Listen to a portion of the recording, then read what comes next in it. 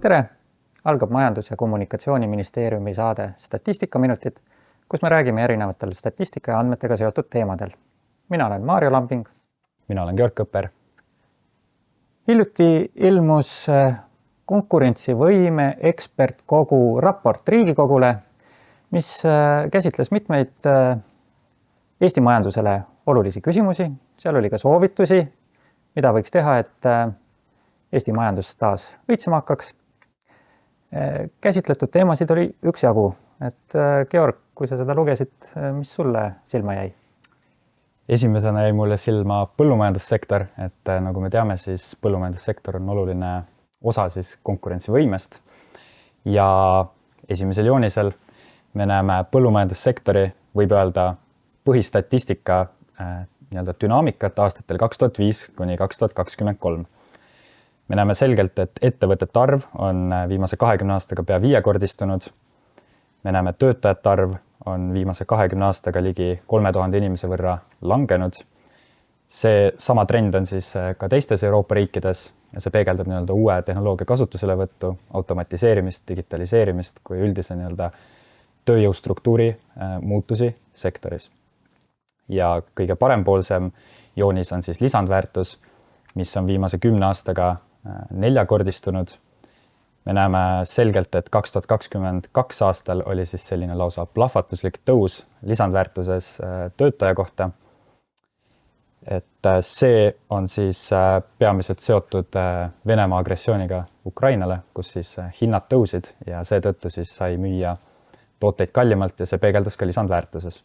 Samas raportist tuleb huvitavalt välja, et kuigi lisandväärtus on töötaja kohta ajas tublisti suurenenud, siis 2023 aastal oli neto lisandväärtus tegelikult negatiivne. See tähendab siis seda, et toodangu väärtusest lahutada maha kõik kulud ja jagada see töötajate arvuga, siis tegelikult oli lisandväärtus alla nulli. Et see näitab, kui oluline on tegelikult Euroopa Liidu ja Eesti toetused põllumajanduses, et seda üleval hoida. Nüüd järgmine joonis näitab põllumajandustootmise kulustruktuuri muutusi. Vasakpoolne joonis näitab siis sisendkulude üldindeksit, mis on siis kõik sisendkulud põllumajandussektoris aasta 2020 võrdus siis 100 punkti ja teine kvartal 2025 on see tulemus 134, ehk siis hinnad on 34% tõusnud. Parempoolne joonis näitab täpsemalt siis väetisi ja mullaparandusvahendeid, mis on siis osa sellest terviklikust üldindeksist ja ka seal näeme me sama trendi, hind on 35% kallim, kui ta oli 2020. Ja mõlemal joonisel on selgelt näha sellist suurt tõusu aastal 2022. Et see tulenes siis peamiselt, nagu juba enne mainitud, siis Venemaa agressioonist, mis siis mõjutas kogu põllumajandusturgu Euroopas ja eriti ka Eestis. Ja täpsemalt me näeme siis väetised olid lausa 4. kvartal 2022 84% kallimad, kui nad olid 2020. aastal. Ehk Venemaa on suur väetiste eksportija ja nende siis sanktsioneerimine peegeldub ka selgelt siin joonistes. Samuti sisendhindade osas igasuguse tootmise aluseks on energia ja mootorkütuste hinnad ja need on 2020 aastast siis 2,5 korda kallinenud, et ka see on tugevat mõju andnud põllumajandussektoris. Ja raportis tuli veel selline huvitav fakt välja, et loomade söödakulud moodustavad ligikaudu 60% loomakasvandustoodangu väärtusest. Et ka see on selline oluline dünaamika, millele siis peaks tähelepanu pöörama. Kui me nüüd vaatame järgmist pilti, siis me näeme väärindatud põllumajandustoodangu langust 2018 kuni 2023. Me näeme, et väärindatud põllumajandustoodangu osakaal ekspordist siis rahaliselt langes 55%-lt 48%-le ja koguseliselt langes 1/3 See siis tähendab seda, et Eestis väärindatakse või töödeldakse põllumajandustoodangut aina vähem. Raportist toodi põhjuseks välja teravilja ekspordi koguse suurenemine, et teravili on hinnalt odav, kuid mahult suur ja siis seetõttu see võib neid osakaale muuta. kuid signaal on siin selge, et Eesti peaks pöörama rohkem rõhku põllumajandustoodangu väärindamisele ja töötlemisele, et see väärtust lisada siis toormele Eestis, mitte siis eksportida toorme kujul välja ja lasta välisriikidel väärtust sellele lisada. Aga ma arvan, et see kehtib ka kogu Eesti majanduse kohta, et me oleme mitu korda rääkinud, et tuleb toota keerulisemaid tooteid, teadmusmahukamaid teenuseid ja äkki see põllumajanduse languse tõttu on meil ka Eesti majandus langenud viimasel ajal, et küll see oli naljaga pooleks. Et kui vaatame seda, et kui palju on lisandväärtus või SKP inimese kohta, võttes arvesse siis hinnataseme erinevust, Eesti pidevalt lähenes Euroopa Liidu keskmisele tasemele. Aga nüüd viimastel aastatel, mida antud joonisel kajastab see must joon, on Eesti teinud veidikene vähikäiku. Ehk me enam ei ole pärast siin 2022. aasta kriisi lähenenud oma elatustasemelt meie eesmärkidele. Samamoodi Soome on alla tulnud, aga Leedu kahjuks on jätkanud oma võidukäiku ning nende elatustase on pidevalt suurenenud. Seal raportis räägitakse erinevatest põhjustest, miks see võib nii olla, et Eesti majandus on rohkem seotud Põhjamaadega, kus nõudlus on olnud nõrk, võib-olla Leedul on majandus mitmekesisem ja nii edasi. Aga vaatame seda asja veidi tehnilisemalt, et see SKP inimese kohta ostujõuga korrigeeritult. Esiteks ostujõuga arvestades tähendab, et me võtame arvesse, milline Eesti hinnatase ja see on väga kiirelt tõusnud ja lähenenud siis rikkamate riikide hindadele. Samas on siin olnud arvamusi, et meie hinnataset pole võib-olla õigesti hinnatud, et on liiga kiireks meie inflatsiooni arvestatud.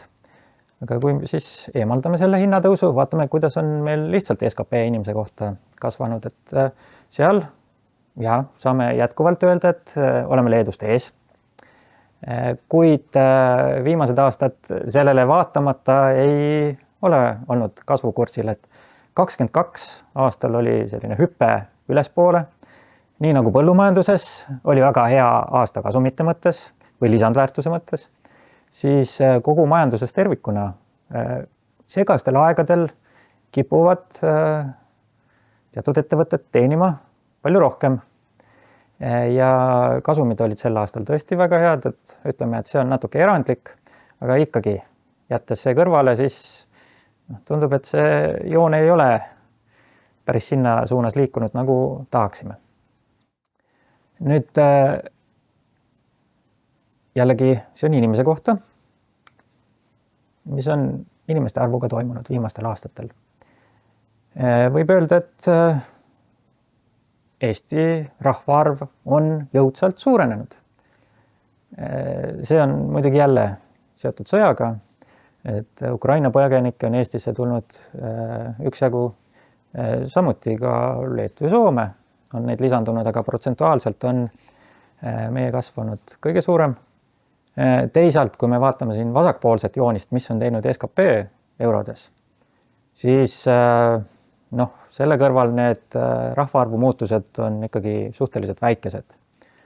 Ja võib öelda, et pärast koroonat meil igal aastal on majandus eurodes kasvanud. Meil ei ole toimunud langust. Ja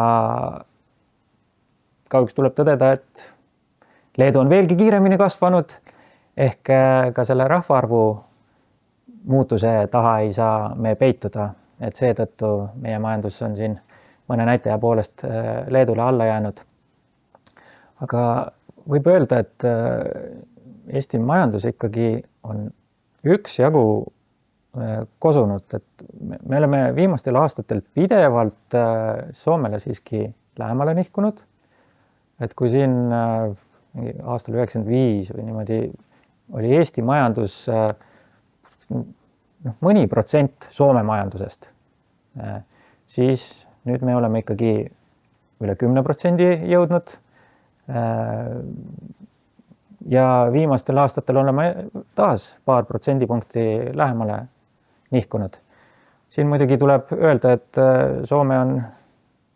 kuna Soome on natuke tagurpidi liikunud, siis selle võrra on see lähenemine ka meil kiirem olnud.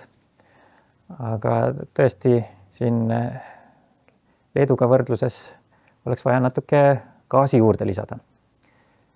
Et kas sul on mõni nõuanne või kus meil see konkurentsivõime võiks veel paraneda, mis siin raportist silma jäi? Raportist jäi silma veel, et konkurentsivõime üks oluline osa on ka internet, mis on siis tihedalt seotud ettevõtete digitaliseerimisega ja siis seeläbi ka mängib olulist rolli riigi majanduses. Nüüd vaadates joonist, me näeme mobiilse interneti kiirust 4. kvartalis 2024.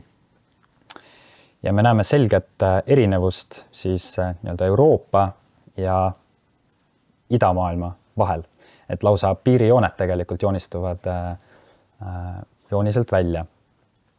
Ja me näeme ka parempoolsel joonisel siis Eesti mobiilse interneti kiirust, et näha on, et Eestis on piirkondlikult pigem ühtlaselt internetikiirus jaotunud.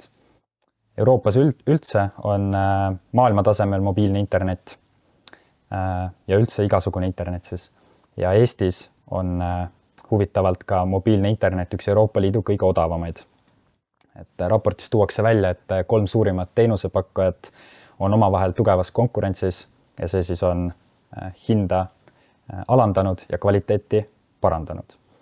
Ja samuti toodi ka raportis välja, et tegelikult riik on sekkunud, et seda monopoolsust vähendada ja saab öelda, et see on edukalt välja tulnud, sest hind on odav, kiirus on hea ja see on tarbijale või kliendile ainult positiivne. Kui me vaatame nüüd teist viisi, kuidas interneti ühenduses olla, siis teine viis on valguskaabliga ja siin me näeme 2024 aasta seisu valguskaabliga katvuse osakaalust siis. Me näeme, et Eestis on 86% riigist valguskaabliga kaetud. Kui me võrdleme Balti riikidega, siis me oleme kõvasti ees, kuigi Leedu nagu ka muudes asjades on Leedu järele jõudmas. Me näeme, et Soomest oleme me samuti kõvasti ees, aga Soome puhul on võib-olla ka see veidi loogilisem, et Põhja-Soome on siis hajutatult rahvastatud, seega võib-olla seal ei olegi seda valguskaabli ühendust siis niivõrd mõttekas arendada. Tarbijakaitse ja tehnilise järelevalve ameti andmetel on siis Eestis 123 000 hoonet, mis on veel kaabliga ühendamata, kuid enamus neist asuvad 10 kilomeetri raadiuses siis nii-öelda ühenduspunktist, seega tehniliselt peaks Eestis siis ühendamine olema lihtsam kui teistes riikides, kus infrastruktuur on halvem. Aga siiski toodi välja, et valguskaabli rajamine on kallis ja aeglane protsess. Toodi välja, et regulatsioonid on veidi karmid ja kohati mitte vajalikud ja see siis hoiab tagasi nii-öelda kasutust. Et kuigi infrastruktuur on tugev, siis kasutus jääb alla taristu võimekusele. Ja madala kasutuse põhjusteks toodigi välja, et hinnad on kõrged, et nagu ma mainisin, et taristu on hea, kuid hind on kallis ja see võrdub siis madala kasutusega. Samuti ehitus- ja liitumiskulud on kõrged. Inimesed ei taju seda väärtust, et saavad seniste kiirustega hakkama. Et statistika kohaselt rohkem kui 85% eestlastest on rahul oma interneti kiirusega. Ja üheks põhjuseks võib ka lihtsalt olla see, et mobiilne internet lihtsalt on nii hea ja nii odav, et ei ole nähtud vajadust valguskaabliga ühendada. Kui me vaatame nüüd Eesti püsiasukohaga interneti kiiruste jaotust viimasel 2 aastal, siis selgelt paistab silma, et liikumine on toimunud paremuse suunas. Me näeme, et nii-öelda selle joone kõverik on siis liikunud aina ülesse ja aina paremale, mis tähendab siis, et rohkem inimesi kasutab aina kiiremat internetti. Seega need nii-öelda trendid on minu arust väga õiges suunas liikunud ja siin saab pigem rahul olla.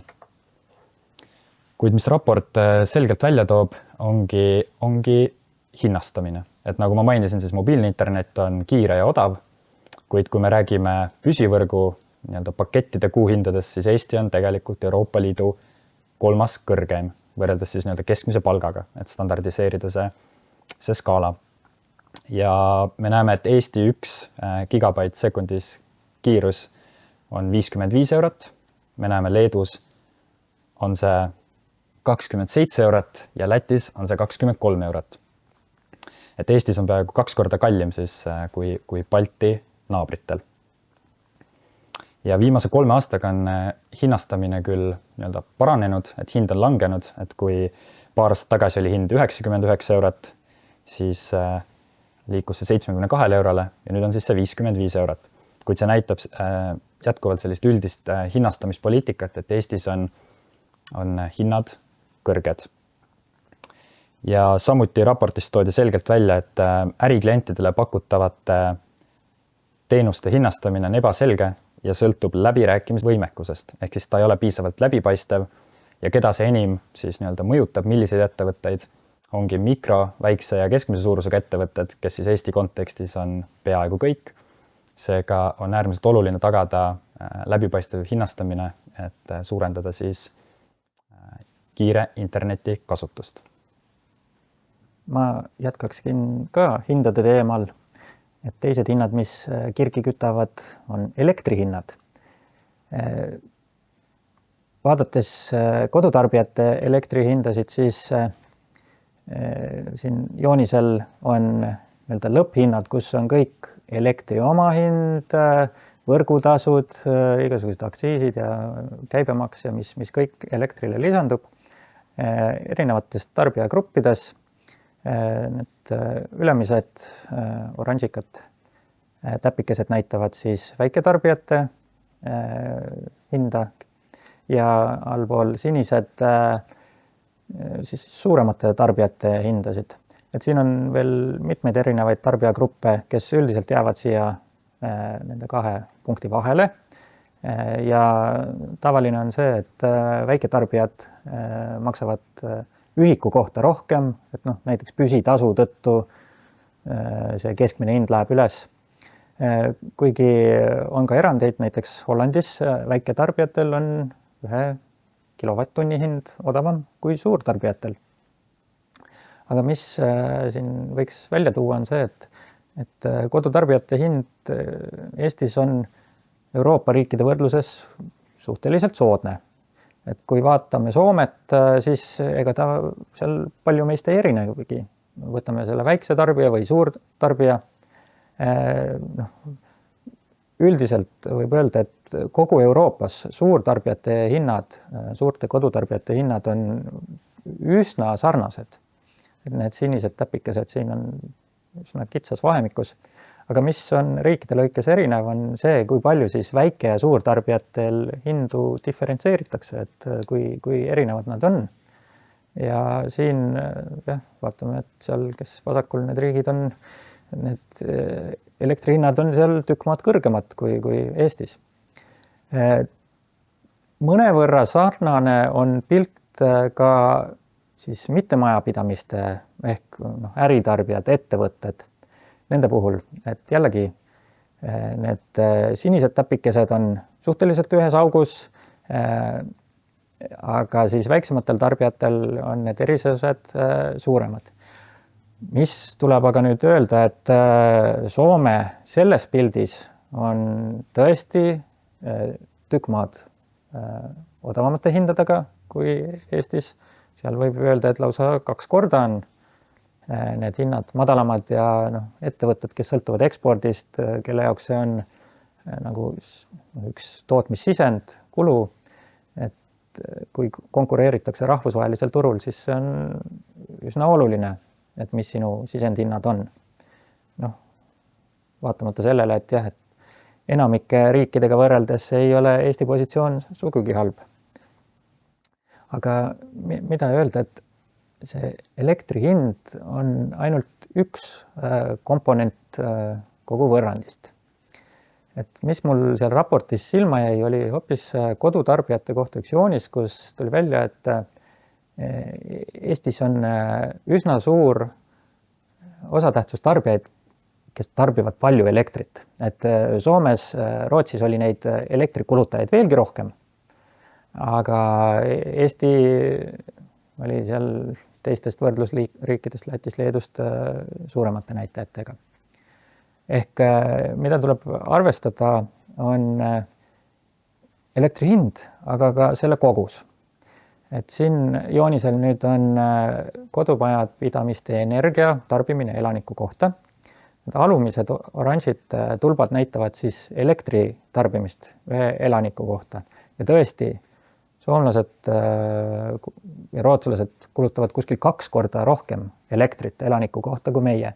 Ehk kui nende hind kodutarbijatele oli samas suurusjärgus kui Eestis, siis piltlikult öeldes nad maksavad elektri eest 2 korda rohkem kui meie.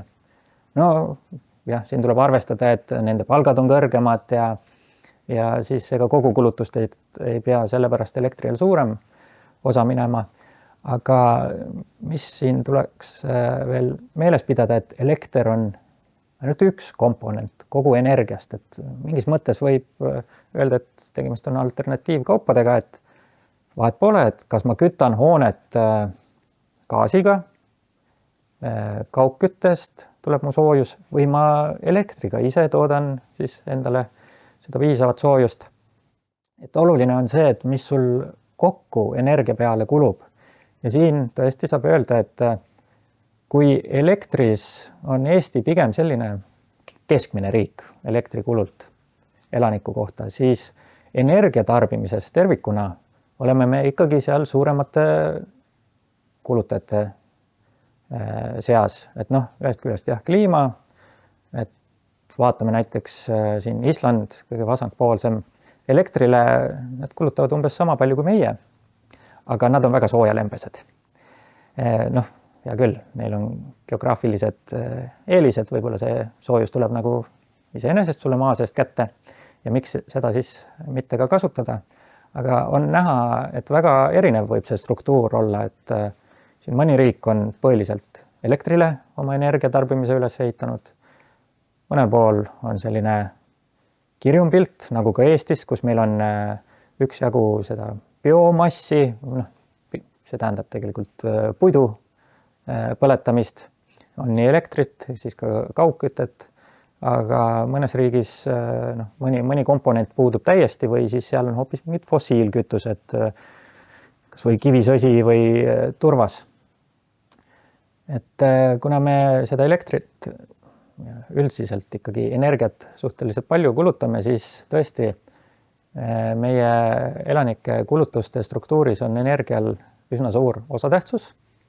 Ja kõik need meetmed, mis on tehtud, et energia tarbimist vähendada, et on see korterite soojustamine, mingi võib-olla teiste energiaallikate asemel elektri kasutamine või see, mis on just soodsam, mängib üsna suurt rolli. Et siin äritarbijate puhul tehti raportis ka üks soovitus, et kuna me konkureerime seal siis teiste riikidega, et on oluline ikkagi seda konkurentsivõimet tõsta, et siin tasude näol siis parandada just suurte äritarbijate positsiooni ehk nende hindasid alandada. Et siinkohal jääb vaatajatele, kuulajatele kodune ülesanne, et kui on eesmärk vähendada suurte äritarbijate kulutusi, energia või elektri omahinda alla tuua ei saa, siis kuidas seda ülesannet lahendada? Et kellel peab siis elektrihindasid tõstma, et see lõpuks summa kokku tuleks. Siin raportis on veel üksjagu lugemist. Me puudutasime ainult täna mõningaid punkte. Keda see teemad huvitavad, siis palun sirvige raportit ja võib-olla leidate enda jaoks veel midagi huvitavat. Aga sellega tänaseks lõpetame. Nägemist! Nägemist!